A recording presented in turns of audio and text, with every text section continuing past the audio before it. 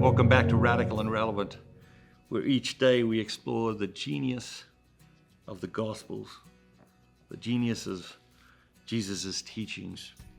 Today's reading is from the Gospel of Matthew, chapter 12, verses 38 through 42. Then some of the scribes and Pharisees said to him, "Teacher, we wish to see a sign from you." But he answered them, "An evil and adulterous generation seeks for a sign, but no sign shall be given to you except the sign of the prophet Jonah. For as Jonah was 3 days and 3 nights in the belly of the whale, so will the Son of Man be 3 days and 3 nights in the heart of the earth. The men of Nineveh will arise at the judgment with this generation and condemn it. For they repented at the preaching of Jonah, and behold, something greater than Jonah is here. The queen of the south will arise at the judgment with this generation and condemn it. For she came from the ends of the earth to hear the wisdom of Solomon, and behold, something greater than Solomon is here." What jumps out at you today? Well, the people, they come to Jesus, the scribes and the Pharisees, and they say, "Give us a sign." And it's lunacy, right? Like when you think about it, we step back and think about it, it is lunacy. Why? Because he's given them signs every single day. He's healing people. He's preaching in ways they've never heard someone preach.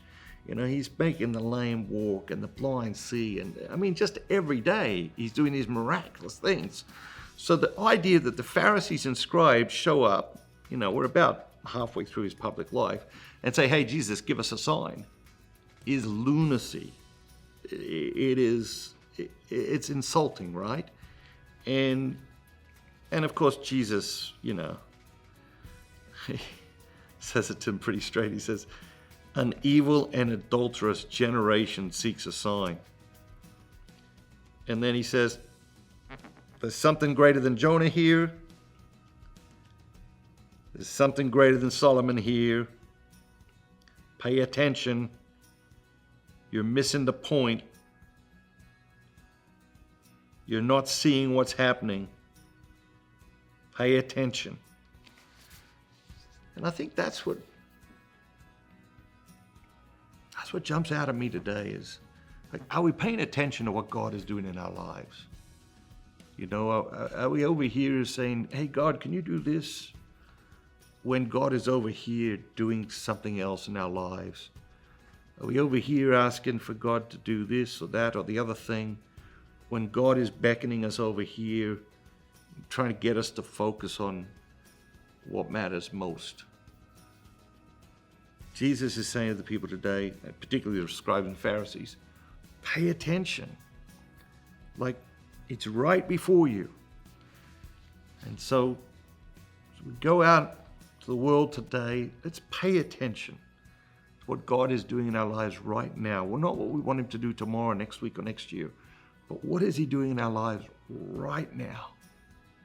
Have a great day. And remember, be bold, be Catholic.